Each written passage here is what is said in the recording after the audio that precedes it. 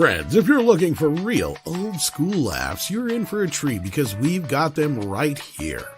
Flip City Magazine. Remember Mad Magazine? Then it went woke? Well, don't worry. Flip City has no chance of going woke. That's right. 4 times a year, you'll get an actual printed magazine full of jokes, stories, comics, and more, all about today's pop culture, entertainment, and woke politics. Flip City takes terrible entertainment trends we love to hate with hilarious parodies of Lord of the Rings, Stranger Things, The Walking Dead, Star Trek, Hunters, and more. Trust me when I say there is nothing else like Flip City on the market. So subscribe today. It will be delivered in print, or you can even get it digitally if you're one of those wacky Zoomers. Either way, follow our link and sign up today, and if you put in midnight, you get an extra 10% off. Check out Flip City Magazine today. We're gonna get a little bit crazy, wild and maybe even vulgar if you please. It's after dark and we're gonna light it up. Got some fun in store for you, no tease.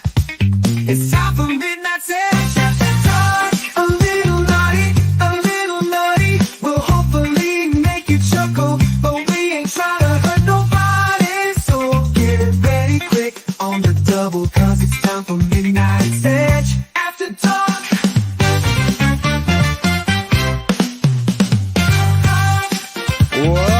Welcome, it's Thursday. Welcome to Midnight's Edge After Dark Live. Tonight, we got a new Venom trailer. After Dark. The usual suspects like Penguin and Coppola Strikes Back and so much more, so don't touch that dial. You're in the place to be right now. Hit that like button, share out the stream. Six is dancing in the chat.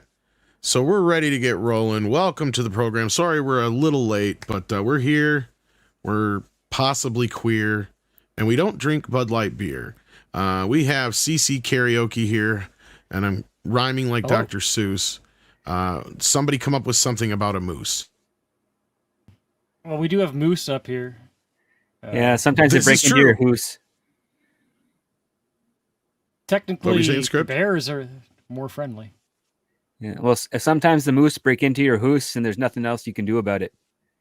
Yeah. And they use all your hair moose. That's a double rhyme. I don't know if that works. Sometimes they trample your goose, and they drink your juice. No, and it's not very I smooth. need hair for that. Okay, we're way off now. Good evening, good morning, good afternoon, whatever it is where you is. Welcome. We also have besides CC Karaoke, Price of Reason. How are you doing? I'm doing good. How are you today, Tom? Hanging in there. We also have Script Doctor with us. Yeah, good to be here. Feeling a little rounder than usual, but pretty good. Welcome to my world. We got Nick and others joining us soon. I know that much, but hit that like button, share out the stream like I said before. We are live on Midnight's Edge After Dark. So what we're going to talk about today is we got a few stories to talk about. Do we want to start with the trailer, or do we want to start with the threats of a Batman trilogy? Well, the trailer's it's a Venom movie. So right. Let's start there. Fuck it. Yeah. Start small and build up. I guess. Because, I mean, look, the first one was okay. Second one was meh. I don't know anybody who's looking forward to this, but we got a final trailer for Venom from Sony.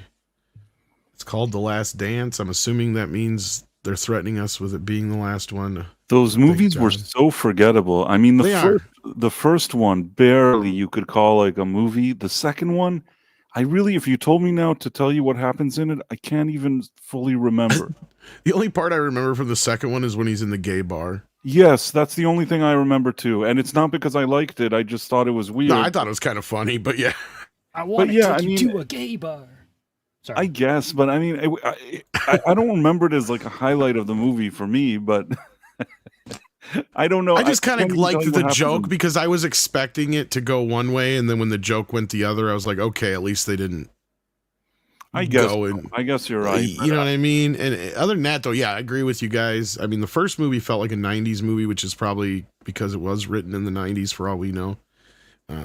Which is why it was somehow labeled as fun and stupid and somewhat acceptable. But I really feel like in the second one, they already had like no more gas in the tank, if that makes any sense. Oh, yeah. Yeah, they could have fit that scene that we were talking about into the first movie, no problem. Right. And the rest of it, I'm not just saying that. I can't remember. Well, everybody hated what they did to Carnage as well. That was a thing. Wasn't there something that in the first one, he was trying to win back the lady, and then in the second one, she was already not with him? Like, he didn't win her back or something? Something like that. I don't even remember. That's the problem. That's the problem. I can't even tell you. And usually I at least remember the basics. That movie, the second one, felt so insignificant to me that I can't remember almost anything about it. Was Indeed. Woody Harrelson in one of them? That's the second one. Yeah, he played Yes, Carnage. Okay. That was the one with Woody Harrelson. And then there was like a showdown at the end, right? I guess you could call it that. I don't remember. I know I went and saw it in the theaters. And I remember saying, yeah, it was all right. That's about it. I'm not sure I saw it in the theater. I think for some reason I only saw it at home, which is weird because I would have expected to have gone to the theater. I don't know if there was a couve still going on there or whatever it was, or it was the tail end of the couve. I seem to remember seeing it at home and being very underwhelmed by it, which I remember Woody Harrelson. That's about it. Maybe it was the couve. All right, well, let's check this out. If they don't use that scene to have that bitch go, that motherfucker right there is not real in the movie. It is the modern day. There's something on the wing from Shatner. It is, but if they don't do the drunk lady, I mean, yeah. No, I know. It wasn't like a slowed down fucking version of it. It was the actual song. And now what do we get? The slowed down piano version. Yeah, no, it's been years since the previous one. So this is every fucking trailer trope. Not that I expected much, but companies that make trailers. I know. Is that Denzel Washington? Oh Christ! All right, so what's?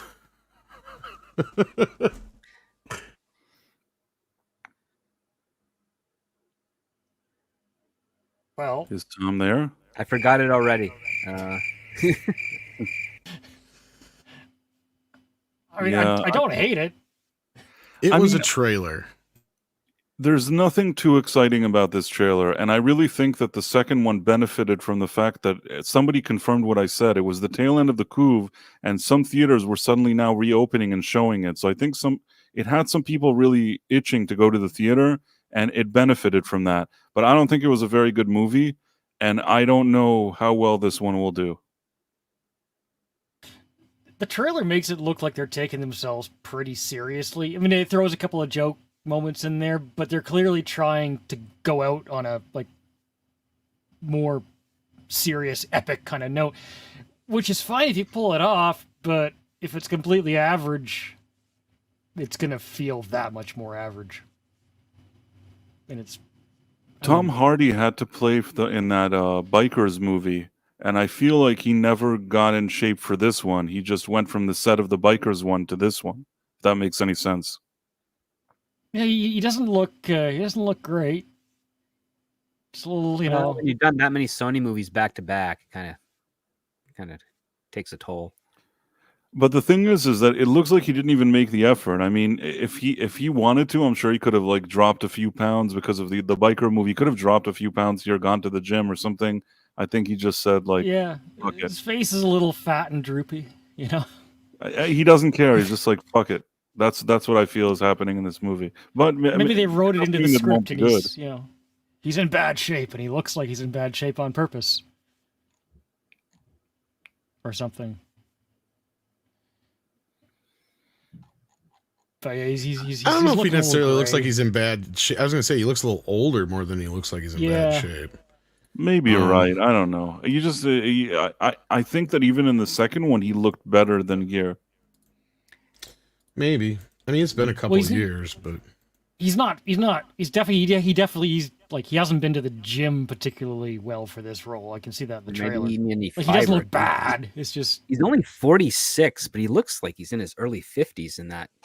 That's what I mean. Right, that's what I'm saying. I think that in the first and second Venom, he still looked his age, and now suddenly it just looked like he got older by 15 years, and I don't really know why. Not that I can say shit. I mean, he looks a hell of a lot better than I do. But No, still. I think that He I'd hit be a wall looking hard for Okay, Hollywood okay. man. I would be very happy to look like the way Tom Hardy looks. It's perfectly fine. I'm just saying that nobody's paying me $10 million or whatever it is to star in a movie. So if somebody was, and I was expected to, lose weight or do whatever, I'd kind of do that because $10 million is $10 million. I mean, if the script has him being beaten down and worn out, then it would fit. If the script has him in a really great place in his life, then it'll look more off, right? Right, and I want to say that 6, and I want to highlight what she says. She's a woman. It's not like me being a douche. She said it's his job to look good. I mean, he's Tom Hardy. He's kind of supposed to, yeah. Yeah, I mean, anything that starts with, here's a check for $10 million, that means you're going to the gym and you're going to look the best you can. That to me, but what do I know?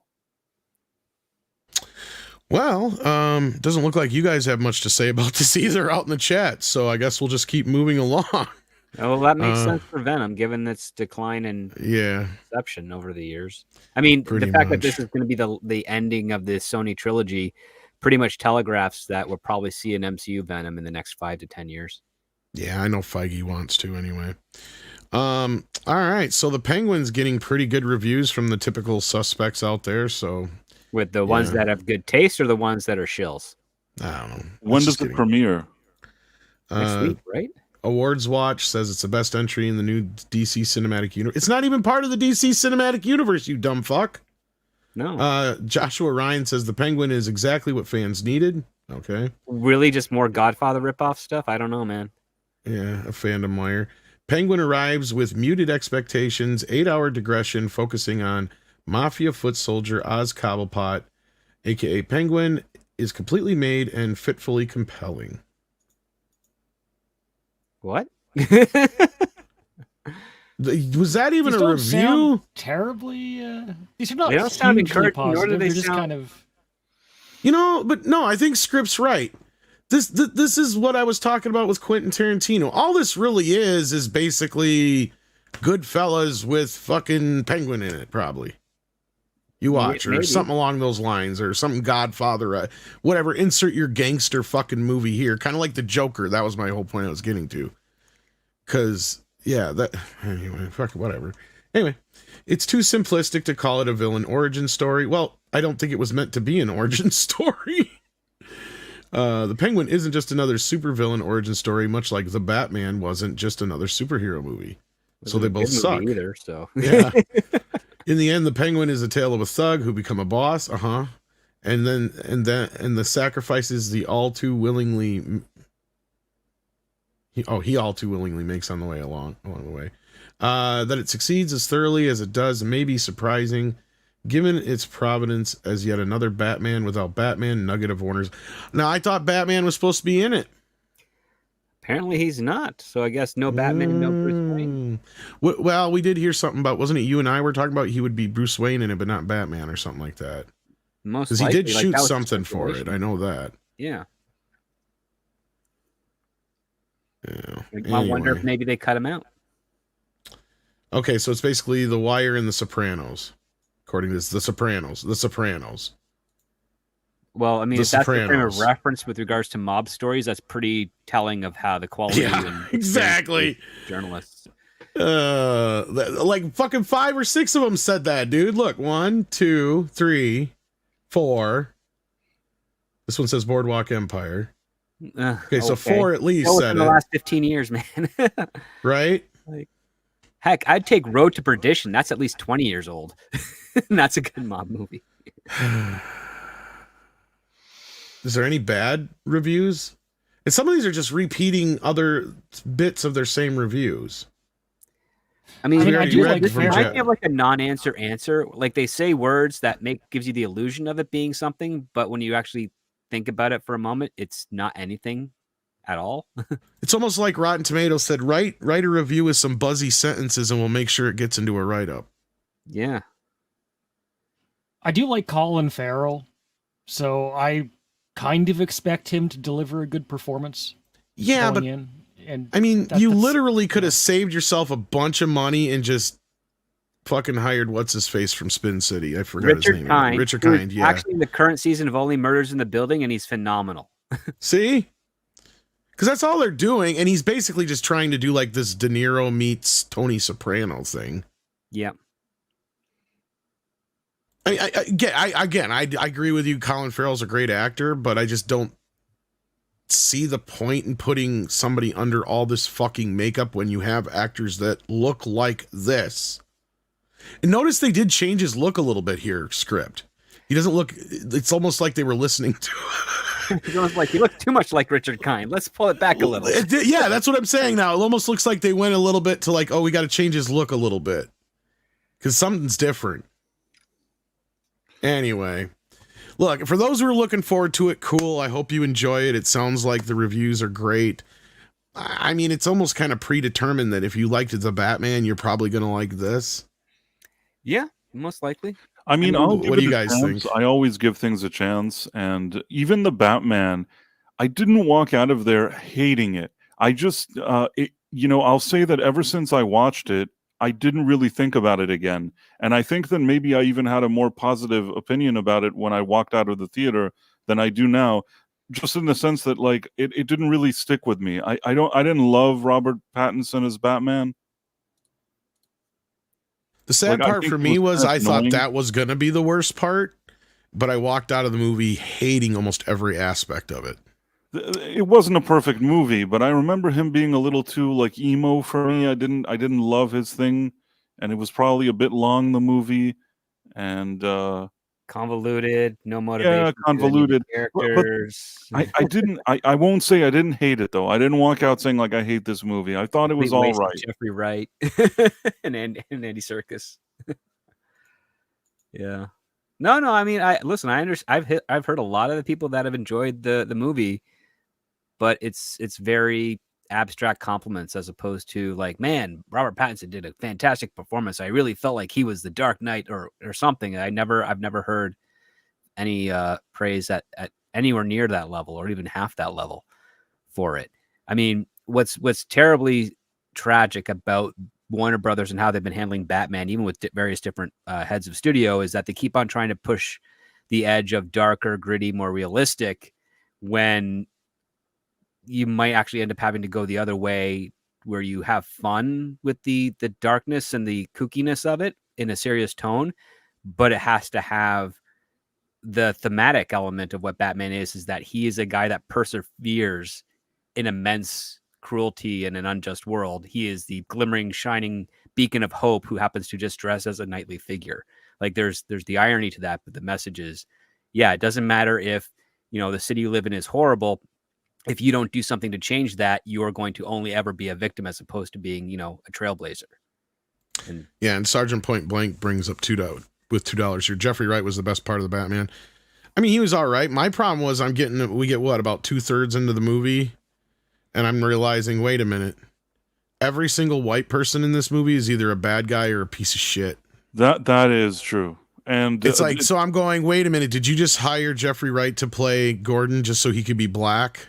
Because you couldn't have a good white guy in it. Even Batman vicariously is a piece of shit and told to do better.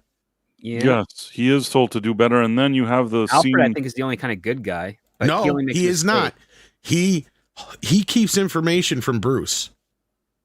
That's where I say he's a piece of shit. Because he keeps some very important information from Bruce that he needs to get through the movie. And I'm like, wait a minute, that would have been kind of useful for Bruce to know when he was younger, maybe, Yeah, they also use that trope. I was just trying to protect you.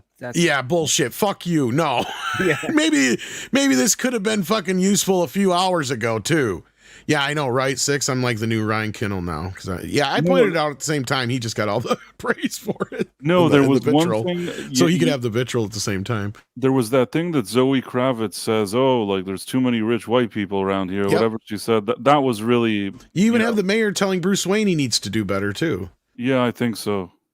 It's like, what the fuck more do the Waynes have to do for? Then you find out the Waynes are even a piece of shit vicariously, even though it's partially because of mental. But that really pissed me off, right? I was like, are you serious right now? But anyway, at least with the Joker, you could go, that's probably all in his head, or Arthur's version of Thomas Wayne, right? Like, I mean, at least you can chalk that up to he's a very unreliable narrator, and there's something you can have fun with that. And the other part too is that it was specifically advertised as not being a continuity film. Like that helps a lot, you know. Right. Yeah, it's an Elseworlds or whatever you want, also ran, whatever. But here we go.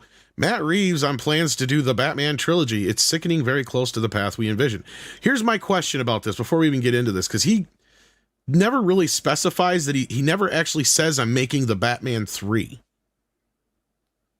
And I wonder if script picks up on the same thing I do here. I think he's saying that the Penguin is technically part of his quote-unquote trilogy. Okay, so Matt Reeves is reassuring DC fans that the plan for the Batman with Robert Pattinson in the title role was envisioned as a trilogy. Filmmaker said the Batman 2 and the HBO series Penguin are all part of his vision for the Batman universe he created. Yes, that is still the plan, Reeves told Collider about making the Batman trilogy. I mean, it's sticking very close to the path we envisioned. Reeves going to squash it. What's that? Zaslav is going to squash that thing. Well, I don't know if he has to. I think this kind of goes along with what Script Doctor and I have been reporting for about 2 years now. But we'll just finish up what he says. Things kind of shifted. So when we came up with the idea to do the Penguin, that was something where I had always intended to continue the Penguin story and wanted to tell this story of the beginning of the rise of power, Reeves said, because we know that he's introduced in the Batman as a kind of mid-level, sort of overlooked, mocked figure who's not yet in anyone's eyes Kingpin. We come to know him in lore. He also continued, and so that was deliberate because I wanted, whereas it wasn't Batman's origin story, I wanted the origin stories of these other characters of the Rogues Gallery, and that story was originally going to be the entree into the next movie. See, and that's what I was going to bring up. Because he used a bunch of his ideas for the quote-unquote Batman 2 that he initially had envisioned for the Penguin. I remember him saying that. And that's where at first we were going, well, is there even going to be a Batman 2? It's been pushed back again and again. And it still ain't been turned in yet. Yeah. I don't know if you've heard anything new script, but the last I heard, the script still isn't done. No, the script hasn't been completed yet. Yeah. If Penguin underperforms, I think Zaslav will kill it. So, yeah, I mean, my implication on this, because he never does still, you keep going on. Reeves noted that the Penguin, which stars Farrell as the Gotham City villain, is the entry point to the Batman sequel, and it's absolutely connected to where we leave things in the series. So, what do you guys interpret that as? Because, like I said, I don't hear outside of the one place I guess you could interpret it that way. I'm interpreting it that he's saying that the Batman 2 is part of a trilogy, and the Penguin is the second half technically. I don't know if you guys see it that way too, but I could be wrong. I agree with you. He says things shifted and then proceeds to talk about how the Penguin series picks up on ideas that he intended to proceed with after the first movie. It's kind of, I mean, it's not like completely directly said, but it's pretty much. When does this Penguin premiere? Yeah. I think isn't this month? It's soon. I think it's this month, yeah. Because they just did like 2 episodes or an episode in the theater with the Batman. Let's see. September 19th, so next week. Yeah, I was going to say it had to be pretty soon. A week today, actually. And it sounds like from those reviews we just read, they sent all the reviewers all 8 episodes, looked like. Yeah. But I know they knew they were going to get good reviews on this shit, so whatever. So yeah, anybody else got any interpretations on that? I don't know. I mean, I guess we'll have to wait and see, but Boba Fett, here's the thing with the Batman Part 2. Unless they can get out of the deal, I don't know if that's possible at this point. But no, as far as making a great joke, it's funny here. It's I know. Here's Blade and Rian Johnson's Star Wars trilogy. I know. But here's the problem. It's never going to happen. I know. But here's how I think it's probably going to happen, because I sent that to you, Script. Remember, they already have the IMAX deal inked. So that's the things that Script Doctor and I always talk about. When these kind of deals start getting made, then it's a lot harder to cancel a movie. Well, I mean, I know that for certain that they've booked the IMAX theaters. Okay. But they haven't actually labeled it for Batman exactly. Because remember, they were originally going to have the Batman come out in October of 2024. Then they pushed it back due to the coup for 2025. And then they pushed it back again to October 2026. So it's, I mean, the thing is, it's common habit with studios. You don't push back something that you think you're going to make money on. You, if anything, you fast track it.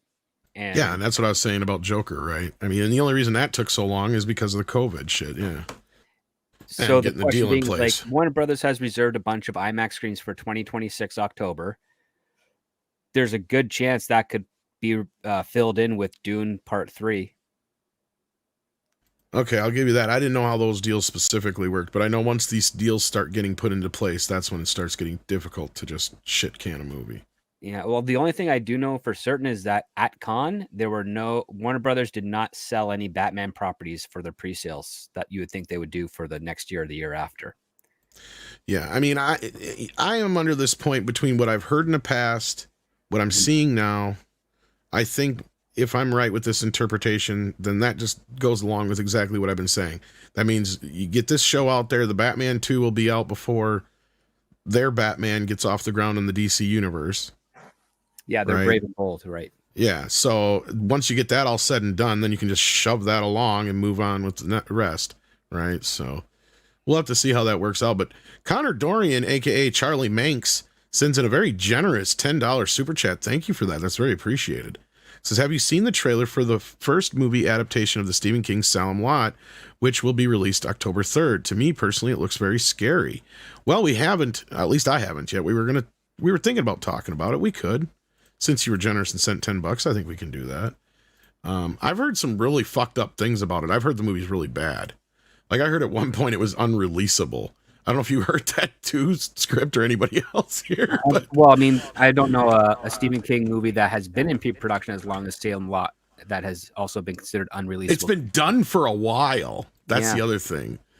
Because I think it was even shot around COVID time. I know it keeps coming up, but like, yeah, it's been done for like a Dark Tower, a Stephen King Dark Tower movie, and then series that was made and then released or delayed. Like, there's the series I think got either canned or delayed. Yeah, because I haven't seen nothing for it yet. Yeah, let's see what we got here. Now, my understanding though is this has been in the can now for at least like 2-3 years. So here we go. Max picked it up evidently. Okay, so here we go. They're setting it period piece. Now, the only reason I'll say this is this has never had a theatrical film. Mm-hmm. For those who don't know or don't remember or too young to remember, the actual Tobe Hooper, he directed it, right? Salem's Lot, it was a TV movie. It wasn't actually a movie. It was decent, but yeah, that's what I'm saying. So we've already got one. I don't think I've ever watched it. Well, we got one at home, kids. And the sequel, there's even a fucking sequel to it, Return to Salem's Lot, because the TV movie was so popular. But anyway. That's what I was thinking of. I always get those two flip-flopped, yeah.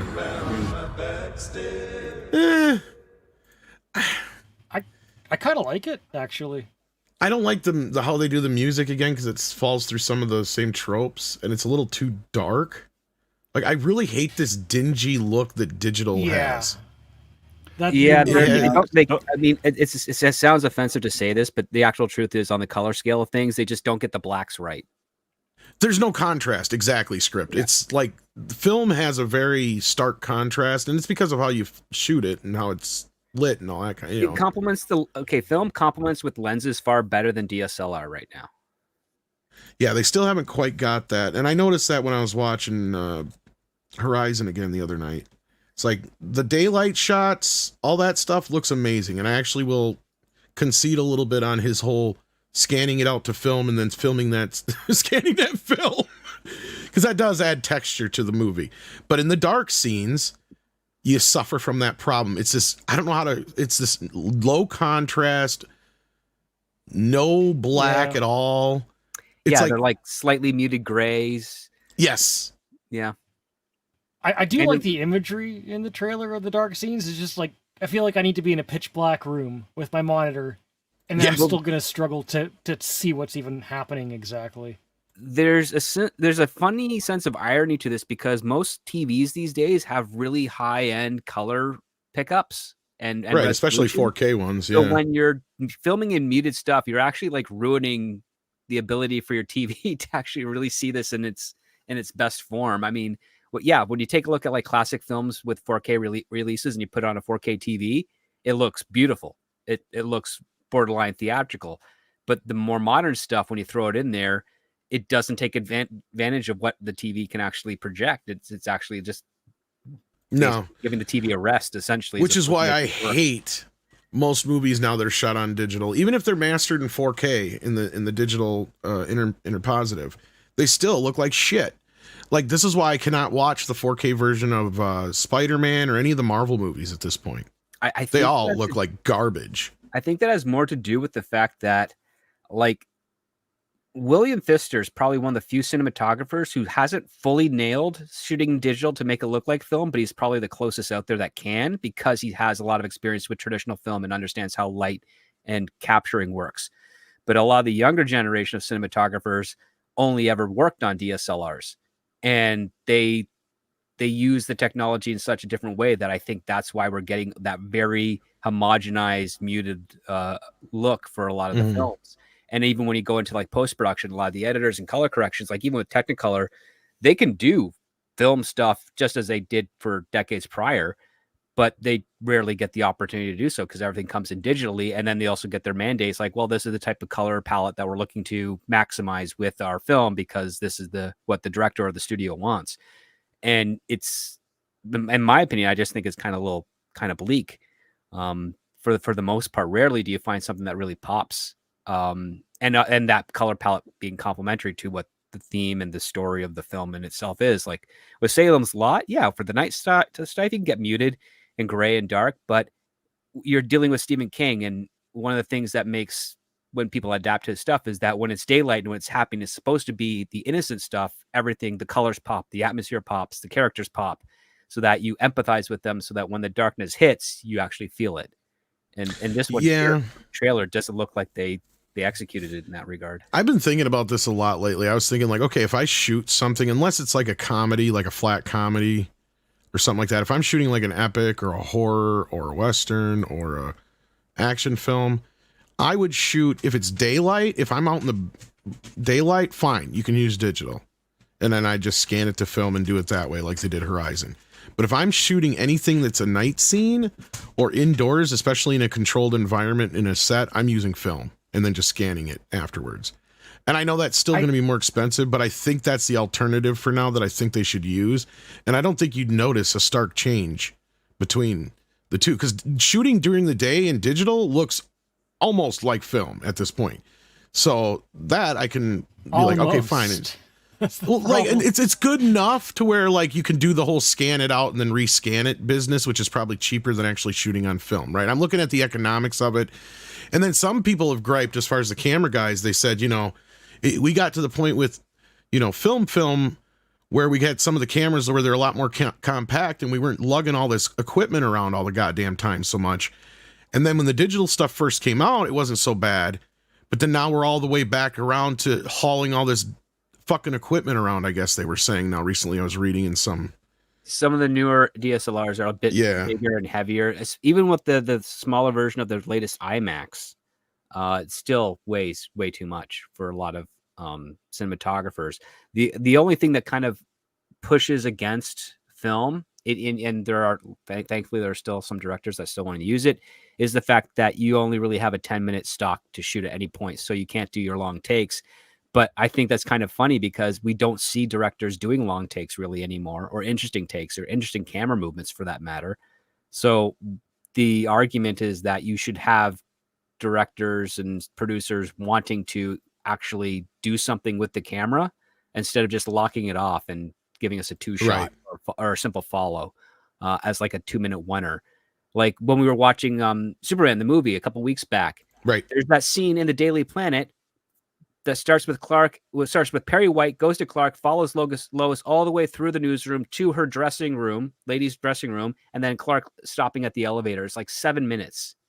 Yeah, we were talking about how they probably used an entire it was the full reel mag. on each, the full mag on each shot, probably just to try. And how we wondered how many times they had to do, because I never noticed that before until Script kind of pointed it out. Like, oh my God, that is all one entire shot. So that means they had to do all that in one take, hit everything, not have anybody fuck up, not have the camera at any point jiggle off in the wrong direction or catch a fucking mic or any of that bullshit, catch an crew member, or anything like that. So they had to, that was like, I'm like, oh my God. Reflections of boom mics or crew and any of the glass. Like it was, I mean, the funny thing is that back in those days, you would literally walk through the scene. Someone would have not a film camera, but like, a photo camera, and they'd just be using that as and taking your stills and whatnot to mark everything and plan it all out. And then you'd maybe get one or two full rehearsals with film, and then you'd do your master. And then you'd maybe do another one just in case because you can't see it. You can't do a playback right then at the time. You have to go get the film processed and do it again. So they probably did that. Maybe, that was a full day's work easily. And even the final shot, you only have one day extra at the very end who quickly glances into the camera while he's walking across the film, but it's so minor you don't even care because they nailed everything else. I want that tension on screen, though. It's way too easy when everything is just comfortable and it feels comfortable, especially if you're filming something that's supposed to be scary. Like, I'm not saying we have to go completely film. It feels like special effects versus practical effects to me. Like, computer will never be an actual physical thing, which film is, right? No, the computer's always so I'm okay with saying, do some things in digital, that's fine, but have your film stock and use it. Like, one thing I like about this trailer is it looks like they are trying to employ practical effects, right? Like the scene where the person's sitting up under a blanket, it's kind of simple, but it's effective. It's a person under a blanket. It's not, you're not digitizing that. And I'm sure they used digital effects, right? But it does look like they're at least trying to use practical sets and practical effects. And you should prioritize that. Know where you need to use your film, have film handy, know that you could totally screw it up and there's going to be tension in the shot, which is what you kind of want anyways. And then, okay, you got the digital for stuff that you don't need to worry about it for, and then you can kind of balance the two. But yeah, just, and that's what I was kind of saying too. Yeah. Oh yeah, like the only reason if you were to do something like a monster and you made it a puppet, the only thing you should use CG for is to erase the people that are operating the puppet. It's because then they're going to because their eyes are going to be focused on the puppet itself, and they're not going to see how you blended it in with the background or what have you. So that's the best way to kind of utilize those types of effects, because we've been replacing people who can do physical models with people who can do digital models, and they're very good digital models, but it's the one thing that computers can't seem to figure out is how light works. Light does not always operate the way that you program it into an algorithm. I remember 20 years ago, people were saying, well, digital, it's getting close. It's almost going to surpass film. It'll never surpass film. The closest you're ever going to get is 99.9%, right? And like Final Fantasy, the Spirits adding Within, up over and over, yeah, but it's always going to be just a little bit. Because it's always going to be simulating. Not that movie was awesome, but the mistake that movie made was it tried to create lifelike humans. It had that uncanny valley, right? Yeah, you're always going to have that. People Which is funny because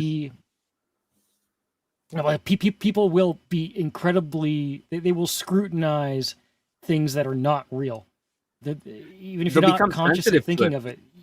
I was actually talking with a buddy about this the other day. Deep faking has actually kind of gone away because people are able to catch it so easily now, and AI has got people are already getting their eyes adjusted to AI, where they can tell that it's an AI product. No matter how accurate it goes, there's just something that it cannot convince our consciousness that it's real. And I think when that starts to spread a bit further, that's when that stuff will start to collapse. But the only way you can kind of obfuscate the dependency on digital is you have to start learning how to work with light and make it work in camera that it can be recorded with. I mean, a good sample size to do that's a little bit more affordable is shoot some test footage with 16 mil, get it developed, and then blow it up, and then try to see how close you can match that with digital, and then that's going to be your guiding post. Because technically, it shouldn't cost you near as much to shoot and light it as it would with film, right? Because that's the beauty of digital, is you don't need a lot of light, right? And you can light a whole room with a match. Yeah, and that's the thing that I think some of these cinematographers have been getting a little too comfortable with, giddy with, or giddy or comfortable with, or they like that. Oh, I can shoot in natural light. It's true. I don't need lighting is a skill, right? And if you don't have to learn it anymore, then you're going to lose the skill. No, and they just enhance the natural light, and they don't actually light it in a way that's artistic anymore. Like Beetlejuice, that's what I was thinking the whole time I'm watching this. I'm like, that's what's off about this, is it's not lit for the way it should be lit, and that's not helping considering it's shot digitally, and the way the first film looks, it has no contrast here whatsoever. Oh, right? Yeah, I saw the movie twice with two different audiences. Both of them were not very receptive to it. But both times, different screens, different theaters, you can tell like the way that they shot it highlights how bad the makeup was on everybody. Yeah. And it makes it look like it's shot for like streaming. Oh yeah, like the makeup looked like it's something I'd have seen during Halloween from kids trick-or-treating or at a school play.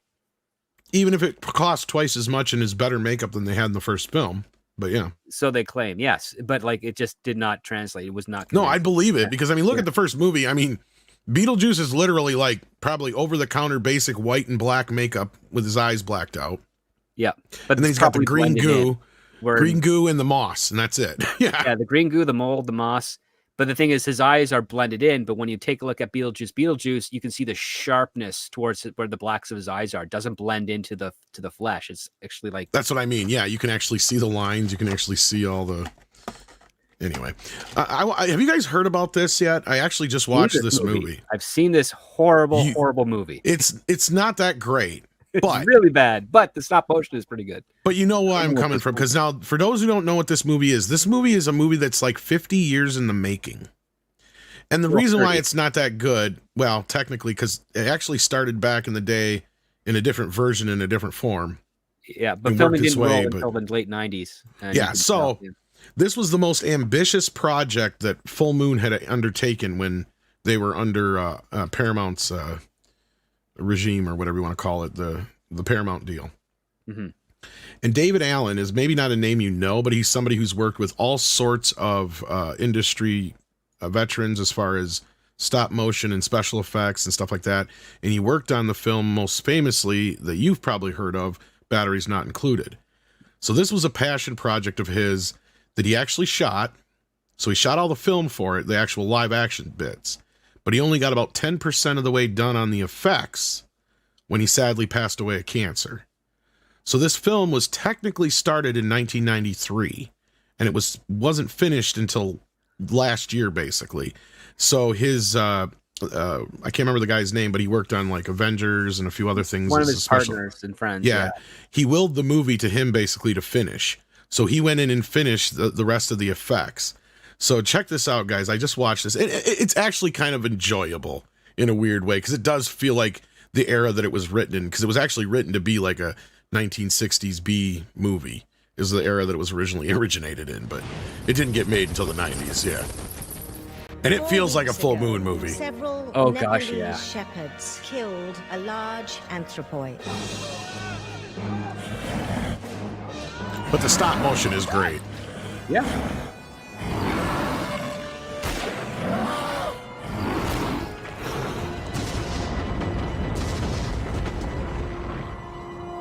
It is perhaps the most important discovery of the century. And it looks great because it was shot on film.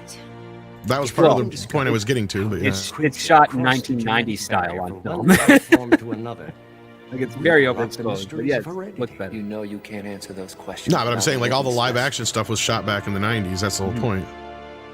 And it looks like it, you can tell. Which requires an expedition. I love the shadows. What are you two at? Tiger? Now you can tell a lot of the effects were put together with computers now. We're searching for a Yeti.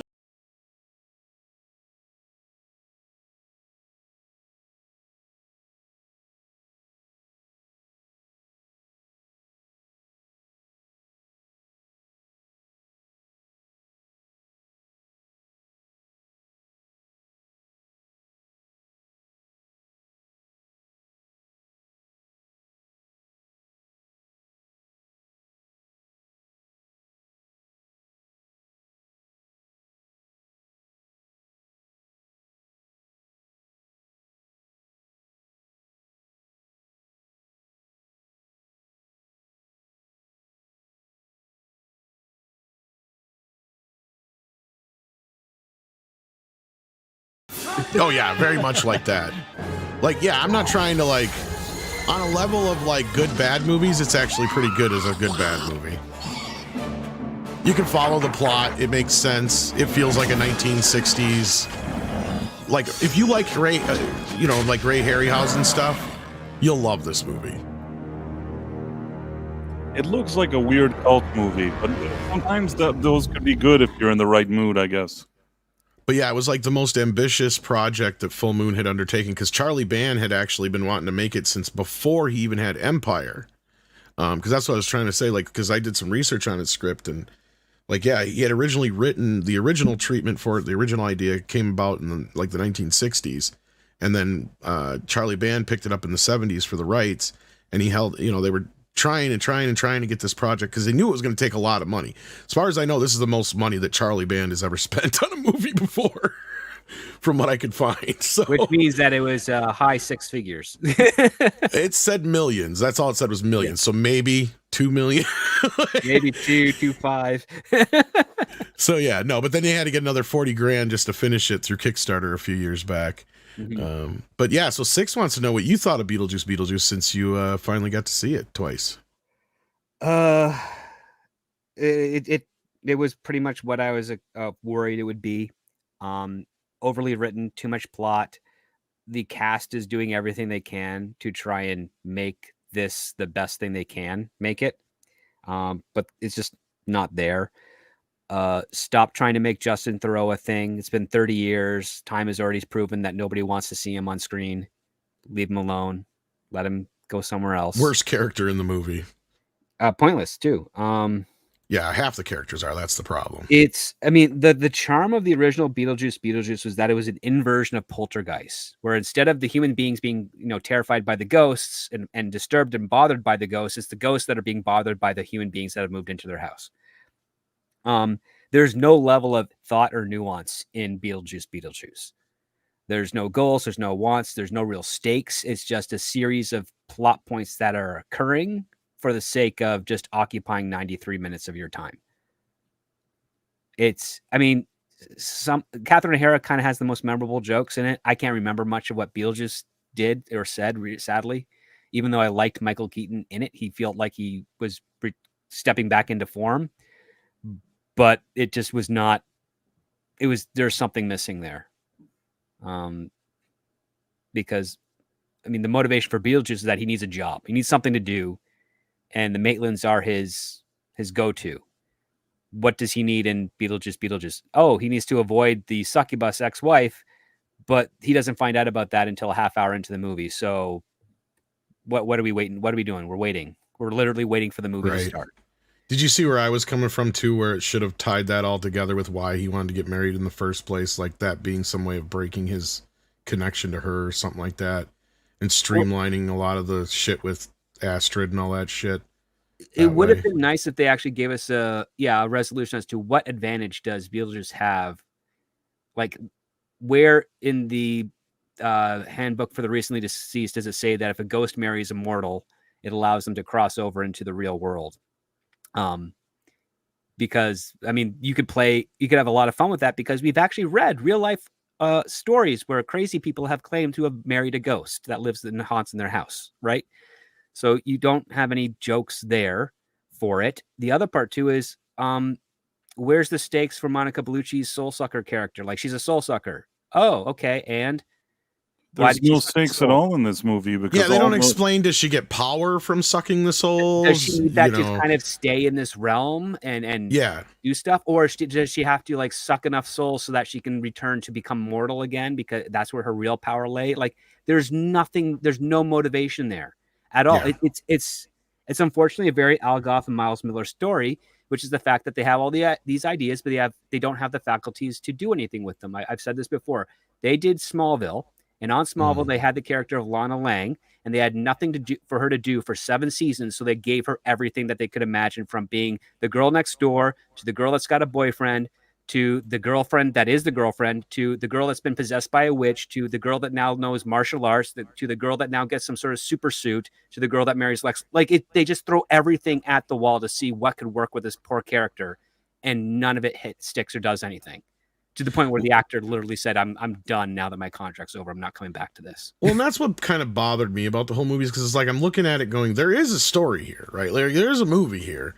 But I'm sure you understand now what I was saying about it. Just felt like there's just so much shit piled on top of shit on top of shit, and none of it really connects, only tangentially in some ways. And I'm just going, you could have really made a decent follow-up and tied this all together, like, you know, because the Monica Bellucci character is interesting, but like you said, there's no stakes given there. But I don't want to get too deep into spoilers here, in case there are some people who plan to see it this weekend. I'm sure there's some people who didn't get a chance to, but listen, anyway, there your final thoughts on it. Going on there that people will like. I don't dispute that at all. But all I'll say is that it falls into a section where the creative team that got involved to produce and write this weren't paying attention to the source of how it worked to begin with in the first place. They're literally relying off of a very shoddy memory of it, because the MacArthur Park stuff was stupid. And it doesn't work. It didn't even fit into anything of Beetlejuice's style. But they did that because, the Maitlands did that in the first one. Or was it the Maitlands? No, it was Beetlejuice. Yeah. No, it was the Maitlands. That was their attempt to try and scare. That was theirs. Yes, yeah. And it didn't work. So why the heck would there be a musical number from Beetlejuice? Because he's the guy that knows how to scare and manipulate and do all those things. Yeah. And I was at that point, I'm like, is this just here because it's notoriously one of the worst songs ever written, or what? I'm trying to figure it out. Like, I'm like, you're right. Like, and that's what I said. It like comes way too late in the game, and it makes no sense other than, yeah, look, kids, we're trying to do this thing just like the original. You know, anyway. Well, I'm not surprised at your reaction, to be honest with you. I kind of figured that's... listen, I've worked in the same offices as those guys. I've worked with producers that have worked with them. I know their style. Yeah. They are very, very fortunate they've had a career in Hollywood. But they're looking at their resume. The Mummy franchise, when it was one of the hottest ones in town with the Mummy 3, they wrote that. Forget it. That's the one I bring up. Yeah. So... yeah, but with that, we do have another super chat here. So hopefully that answers your question 6. And thank you for the super chat. We got Action Com with a $5 super chat. It says, can't digital fake the film look by painting contrasting shadows? You could, but then you start getting into the minutia of you're just going frame by frame for that, or you're using an algorithm to do it. It's better to use the camera. Yeah. I mean, you could go in and just fucking do the contrast with it too, I guess. But I mean, I don't know if there's enough information there to be able to pull it out the way you want to. I mean, just look at like certain things and how in stark contrast they look. Like that movie that came out last year, the one on the boat with the vampire. What the hell is it called? The Last Voyage of the Demeter. Yeah. Like that movie suffered from that whole thing with the like, look at that.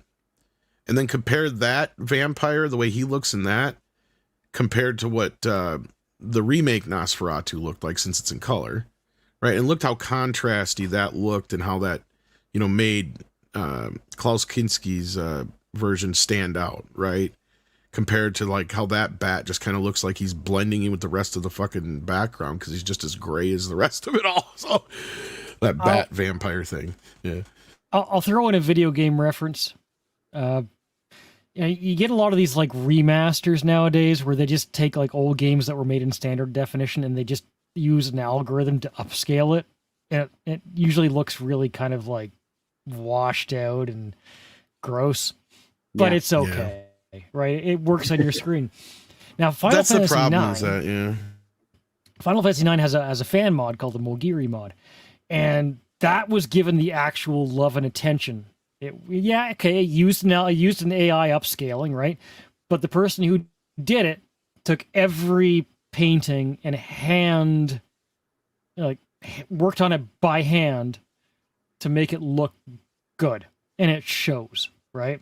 So as long as you have somebody in there, a human being who's going to get maybe that's frame by frame, and if that's 30 frames a second, but nevertheless, you have to do it, right? You need a human being. You can't just throw an AI at it and expect it to, because it's going to screw things up everywhere. Well, you're always going to get other artifacting involved with that. That's a problem, yeah. Oh, we got Nick Weiser coming in here at the late late hour, but we still got a few stories to talk about. How you doing, Nick? Hello. Hello. Are you okay? Yeah, I'm here. Sorry. Did you come?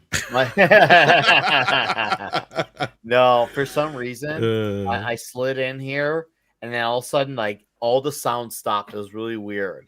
I'm like, it probably had to catch up for a second. Yeah, that's probably what it was doing, buffering a bit. Sorry, I know. No, I told you what happened, so.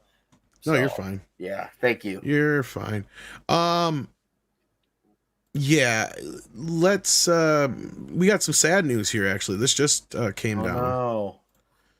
Chad McQueen has passed away at 63. So another member of the Cobra Kai OG team. Oh no! Oh no! Yeah, son of course, screen legend. Dude, what is with this week between him, James Earl Jones, John Cassidy? Everyone's just dying, bro. Stop dying on me like this. They're our childhood actors. I mean, they were in their 30s when we were little kids. So true, but 63 is fairly young, I would say overall. I know he's had a lot of issues. I don't know if they don't have any cause, date, or details. So he could have been dead for a little while now. Now, wasn't he in prison for a while, or jail at least? Because I know that was one of the reasons why he wasn't in Cobra Kai. Oh, I don't know. I haven't looked into it. This is the first I've heard of him in a long time. So yeah, I mean, we have no details at this time other than that. So I'm sure we'll get some more here in the next few days. But yeah, because that's him in 2020 right there. Because I mean, I'm trying to remember, because he didn't get to make an appearance on Cobra Kai, did he? No, not that I remember. I don't think so. So yeah. But all right, that's sad news to pass along, but it does need to be passed along. Yeah, R.I.P. to him.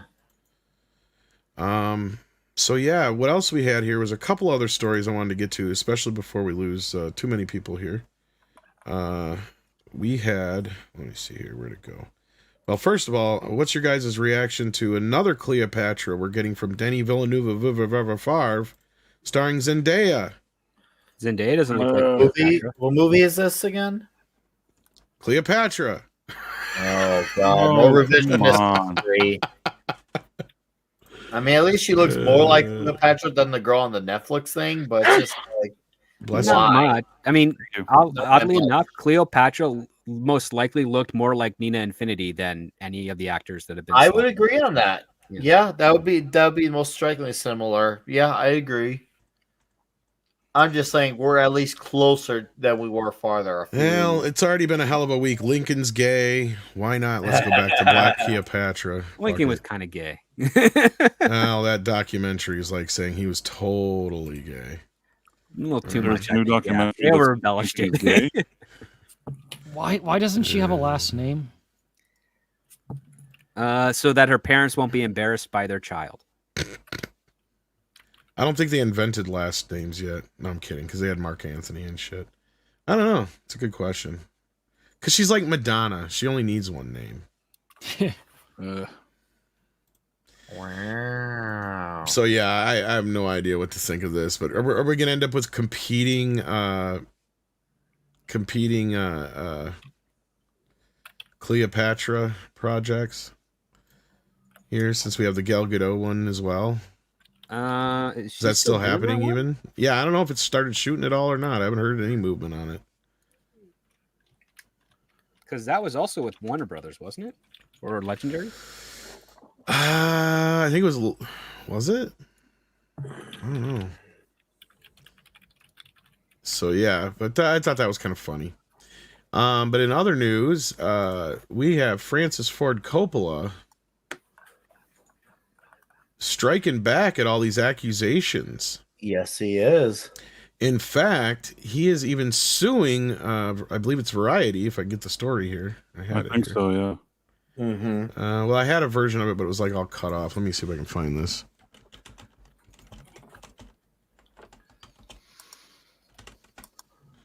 All right, so he's suing them because in July they ran a story that he was unprofessional on the set. And of course, with impunity and touching and tried to kiss a female extra during the production of this film, Megalopolis. And of course, that specific extra, as far as I know, did come out later and shoot the rumors down that there was any problems. But then you have another individual who I think is bringing a civil suit on Francis, claiming the same thing. But I don't know. This whole thing kind of smells funky. Thinking of saying something controversial. Let's hear it.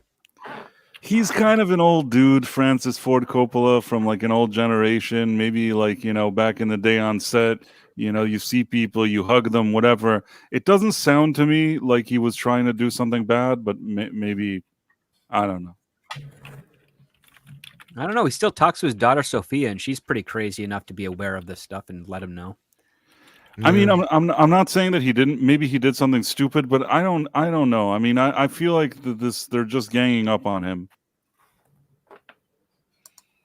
Well, I mean, he did balk at the studio system for not wanting to produce Megalopolis for 20 years. Francie. I don't know. I'm with the idea of, look, I'm not saying he's the world's most perfect guy in the world. He's got his issues from the past. I mean, he's supported people I don't agree with. But at the end of the day, this whole thing feels like it's been nothing but one big hit piece on Francis Ford Coppola for whatever reason it is. Whether it's because he's been financing this movie all on his own, whether he's been hiring actors and actresses that are considered persona non grata because of their politics, whether it's because he's an old white dude, and insert your fucking reason here from the wokey wokes of Hollywood. Mm-hmm. Like, I mean, besides Clint Eastwood, he's got to be the oldest working director in Hollywood right now that I can think of. Pretty much. I mean, Mel Brooks isn't directing, so. Oh, fuck no. Mel Brooks hasn't done a movie in what, 20 years now? Nope. And he's barely producing. So. Exactly. So yeah, for some reason, I just feel like this is one big hit piece on this guy. So good for him. I hope he sues or I hope he wins the suit because, yeah, in the end of the day, I don't see any evidence yet to really support it. And the one that I did see the video of, she seemed fine in the video, and that individual did come out afterwards and said, no, I know Francis or something like that, basically, and there's nothing wrong with this. The first red flag is that it's going to civil court before criminal court, which usually means that investigators will most likely already address the issues, found that there's no cause, and now it's basically court of public opinion, social stuff at this point. Mm-hmm. Right. Ooh, yeah, it's Action Com. I haven't seen Action Com in a while. Hell yeah. Coming in with a 10 too. Tom? Oops, I'm reading here. Sorry, okay. We got Action Com here. I didn't realize I was muted. We got Action Com with $10. Thank you so very much. It says script. It's with a Q. Squipt. Sounds like Elmer Fudd. Marriage. One of my new favorite channels is Crime Directive. Got me thinking, do screenwriters take such clinical approaches to stories? Can vision be crafted through third-party lens? It can be crafted through any lens. All you got to do is do it. That's the only rule that really matters. Just put. Are you aware of this channel? I mean, I'd love it if some more screenwriters, especially in my generation and the following one, would take a little bit more of a clinical approach to stories, because that's how you make characters three-dimensional. That's how you make plots work. And that's how you are aware enough to hide all the tools and tricks that you've used to make all those things work, so that people just sit back and get lost into the story itself. Okay, so this is the channel here. Basically, you got Bizarre Unsolved Case, Phone Book Killer from 1984. Oh, interesting. Fun takes on what should be public mysteries to feature film. Yeah, The Hunt for the LA Vigilante. Predator 2. Local scientists go missing.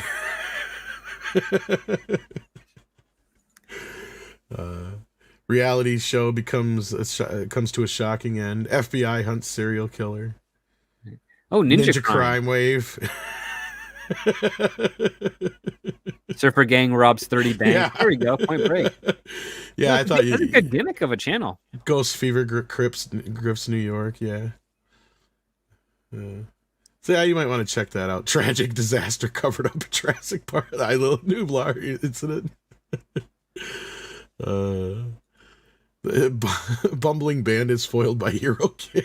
I like that one. That was really good. Small town goes insane. The Kingston Falls riots. Yeah, these are pretty so you might want to check this out when you get a chance.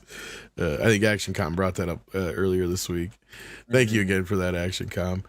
We appreciate that. So the last story we actually had to talk about was one that you brought to our attention, Script. So I'm going to let you take the lead on this one. So tell us what this is all about with Charter and Warner Brothers here. So Warner Brothers and Charter have actually brokered a deal where basically the ad-supported streaming services that Warner Brothers has, at least they're those tiers, are going to be on broadcast television. So this allows them to actually make money off of their streaming series by going through linear TV with traditional like AVOD, DVR, and all that stuff that is useful for especially the flyover states of America, which haven't all lined up into the streaming services yet. So this is a way for them to actually bring in a bunch of revenue because the deals that they would be going through Charter and for broadcast would allow them to actually sell commercial spots for their streaming shows that are designed for ad-supported tiers. The other part too is that it also has a double agreement, something that we've talked on this channel, on the main channel for years now, where now they're using the linear method to advertise their more prestigious streaming platforms. So if you like some of the paid for tiers for Max or Discovery Plus, what have you, and there are some shows that are not going to be put on linear, you can subscribe to those streaming services and get them without any ads. But here's the bonus part: with Charter's deal with Warner Brothers, you as a Charter customer do not pay anything additional to get Warner Bros. Discover Max and Discovery Plus and any of the other ad-supported shows on your cable connection. So you're not paying anything additional. You're getting literally streaming shows that are designed for ads on your normal TV cable line, and you don't have to buy the streaming package separately. So you get that huge advantage there as well, which means that it's just you get free channels essentially, which I think is a pretty good deal because it's basically trying to bring in additional revenue from the network model to pay for the operating costs of the streaming series or the streaming platform. All right. Well, so what is this? How does this tie into our previous reportings and the more grand scheme of things? So this could be all right. So Disney has already kind of worked out with Spectrum with regards to providing access to Disney Plus through one of those cable providers, but they don't have as sweet a deal as this one. And my understanding is that with Disney Plus, you can buy it through your cable provider. With Charter, if you're already a Charter customer, you're getting it for free. With not necessarily for free, but no additional cost. And it's apparently going to be like that for the foreseeable terms of this partnership. And they're selling ads and all that business. Yeah, because it's still going to be commercial. The shows that they're going to be putting on, however they roll out the Max and Discovery Plus and all those programs that are designed for commercial ads, they will fit right into the normal schedule for broadcast, and you will be able to watch them just like you'd watch any other show on television. And it's most likely going to be the shows will be debuting the same time that they'd be on the streaming platform as well. The only difference is that you don't have to pay for the streaming side of things. You just get it as a Charter customer. Now, if you don't want the ads, you would then sign up for the streaming package. But they haven't released whether or not Charter customers are going to get a discount on streaming services. And I think if it would be smart for Warner Brothers to actually include that as well. So you can have like an a la carte function. Because I perused just their initial announcement. I think they're releasing a full one next week of all the details for it. But yeah, I mean, that's that's just the way it is. And if you're a customer out there that doesn't want ads, well, you've got that option. But the truth be told is that any type of streaming service and the models that they currently have right now is unsupportable by just subscription revenue alone. You need to be able to, reach more people. Ideally, nothing's really better than free over the air. And you cover those expenses by having commercials that millions of people will see in between the acts of your shows. Right. And that was kind of why I asked that, because, I mean, that's kind of the whole thing here, that they've been, ignoring on streaming until recently, when they realized, oh, shit, we were making all this money before on advertisements. Now we ain't making diddly squat. Right. So by comparison, yeah. I mean, the other part too, and this is an interesting metric that I've been getting a little more hits from, especially with my new job, is that people are fed up with the Netflix model by and large with customers. And the reason being is that some of the shows that they like, they have already been conditioned to realize that they're probably only going to last 2 to 3 seasons, and they don't want that. They want comfort food shows. They want shows that might go the distance, 6, 7, or 10 seasons. That's what they want. But Netflix's model and their investment doesn't allow for that. But the network model does. And the reason they can go that long is because they pay for that show with commercial ads. And since Netflix is slowly moving over to commercial stuff, they've already started up their live reality TV and other sports aspects to their programming. I don't think it's going to catch up. I don't think Netflix is going to go anywhere anytime soon, but I do think we're probably seeing a kind of a rebound effect, where if cable companies can curtail their prices and make what they can offer a little bit more affordable, people will probably come back to cable and not worry so much about being totally dependent on streamers in the next generation. Interesting. Any thoughts on that, guys? It's just, it feels like everything is going back to the way it was. In the past, there was networks and cable, and now all these streamers are gathering together and making all these deals and bundling up. So it turns out that they just broke up and tried to do a million other things, and it's just, it's more of the same to me. Imagine that. Imagine that. The original model that a lot of us were saying don't change, and how it's presented, just changing how you get it. And that was simple, which is like, oh, okay, so people are cutting the cable and they're more on their phones and computers. Just create the network stuff through the internet. And, where you basically just merge TiVo and cable into one thing. Which basically is what YouTube is. The best part about YouTube is you can pause a movie or pause a video anytime you want. Go to the washroom, not miss anything, come back. Yeah, maybe you'll get an ad if you don't have the YouTube premium or what have you, but who cares? You're not missing anything. And it's at your own schedule. So if you're working a 10-hour day, you're not going to miss your favorite show.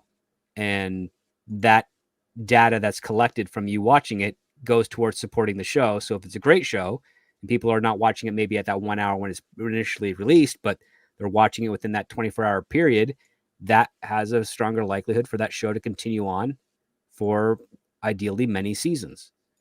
And if it's a terrible show, they learn that data just as quickly, and then they cancel it and take that money and invest it into something new that people will watch. And you cycle through it over and over again, and you don't have to spend 6 to 8 months shooting an 8-episode series to release either all at once or over several weeks that people end up either really liking and then have to wait another year and a half before the following season comes out, or really hating, and then you've burnt out all that money and you'll never get any profit back from it.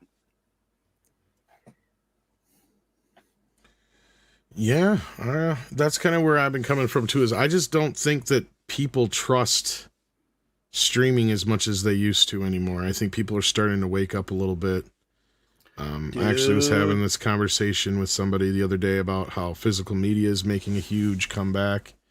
And I think the reason for that has more to do with the fact that people are learning that I don't own this shit when it's on streaming, or I can't always find what I want on streaming. Less than the whole vinyl thing was more so kids just discovering that you could have music any place else other than iPad, which is similar, right? Because music is where we've seen the biggest improvement. And I know, Nick, we covered this story, what was it, a couple weeks back, or a week back or whatever, where CDs have now outsold, digital music 3-1 already this year. Yes.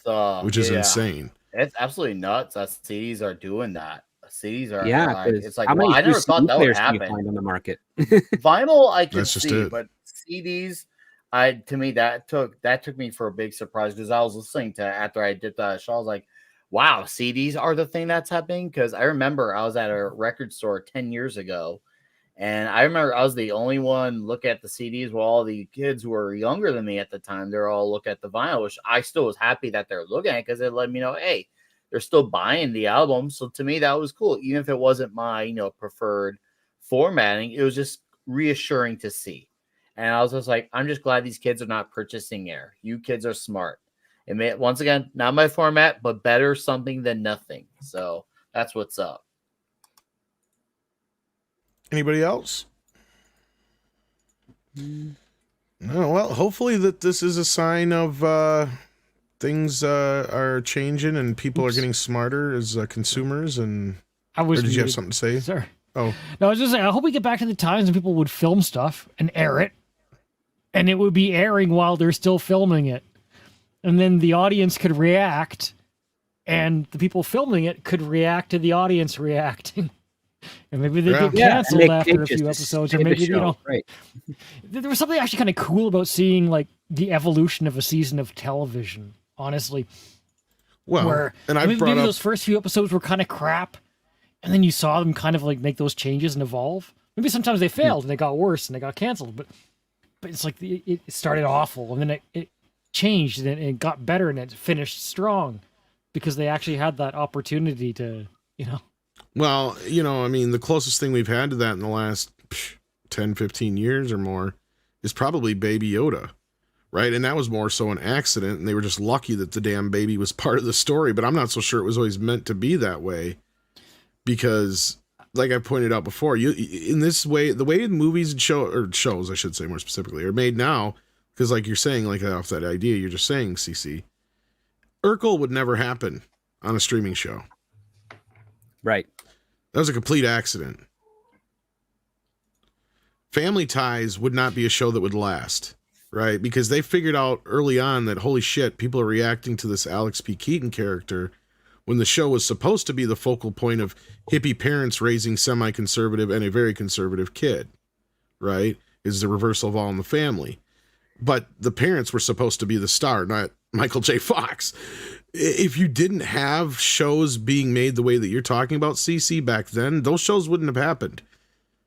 So I think streaming is shooting yourself in the foot the way they're shooting these shows. And they're shooting them like movies is what they're doing. And I see, this is probably the newest question that I get the most in comments and other places is, why do they wait so long, or why does it take so long now for a season of a show? It's because they're basically shooting these things like movies. And you have to schedule it like a movie. So that means you have to get all these people back together. And it's when you have movie stars and all these shows too, on top of it all, that also causes issues. This is why there used to be kind of a separation between television and movie stars. And a television star, sure, they could cross over. But like a great example is like, Michael J. Fox shooting Back to the Future.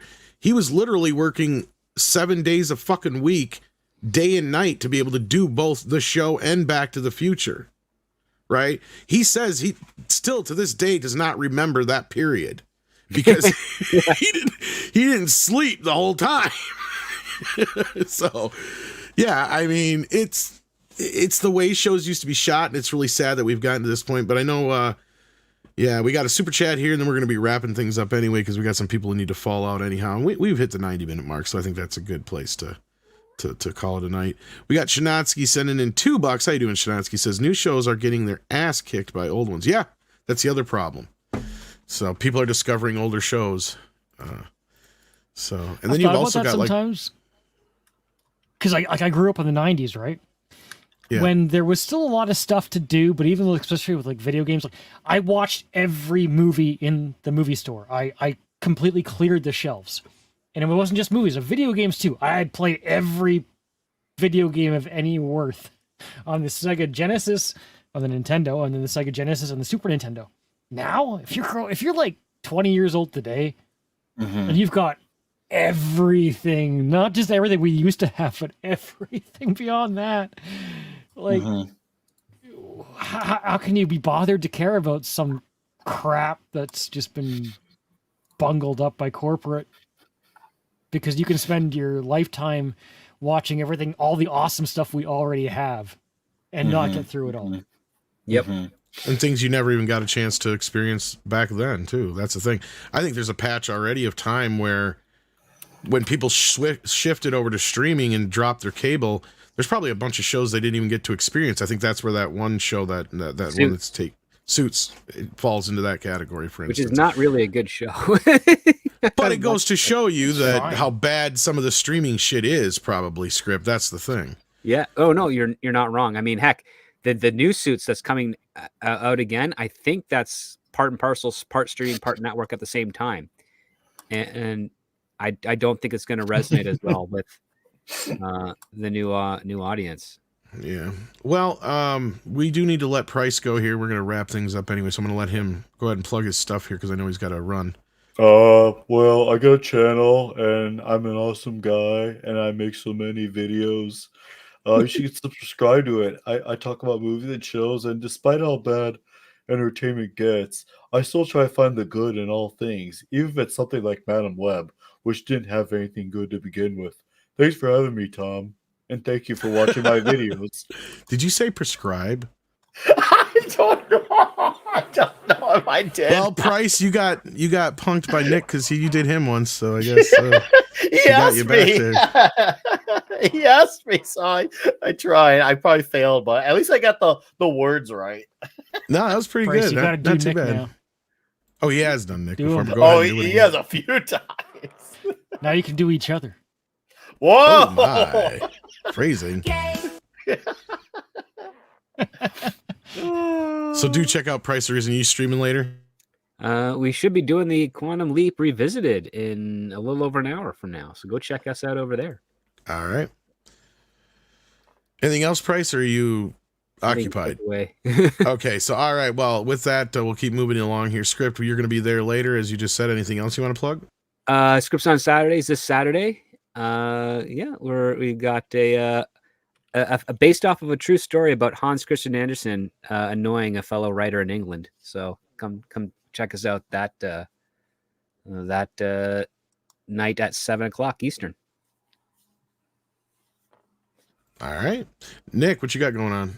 Oh, let's see. Klobby's Comic Shop tomorrow night. Of course, our next Toxic Tuesday will be Kindergarten Cop, and I'll be on Thursday Night Throwdown real shortly with the Dix Division. So, yeah, it's been good. It's been real. It's been diabolical. Thanks for having me. I'll be a short bit because life stuff happened, but still, I love hanging out with the dudes, especially on this show. So, I hope to see all of you magical faces, even the ones that don't have a face, real soon. Indeed. And CC, so you said maybe, just maybe, we'll have some karaoke tomorrow? I'll connect with you tomorrow if you're up for it. Yeah, I'm plugged in to like actual electricity for the first time in quite a long time, so it's doable. All right. We'll see what we can do. Yeah, he put himself in the corner. We I'm also in the corner plot. Weird. That almost sounds like a cemetery thing. It's where I've been all my life. Like, all through school, I just sit in the back corner of the classroom and I fall asleep. I slept through all this. Well, that sounds nice, actually. Right. Was good. I was dead last in my class, and the teacher was embarrassed. He pulled me aside one day. He was like, "You know how embarrassed I am that the worst kid in the entire school is in my class?" I'm like, "Yeah, well, Sucks to be you today." I made it. I graduated, so, All right. So with that, thanks so much, guys. We appreciate it. Appreciate you being here. Thanks to Mods for all your help, as always. Hit the like button if you haven't already. Take care of yourselves and each other. And we will see you very, very soon. Bye-sies. I want to say we are deeply sorry. We're sorry. We're sorry. We're sorry. Sorry. We're sorry. We're sorry. Sorry.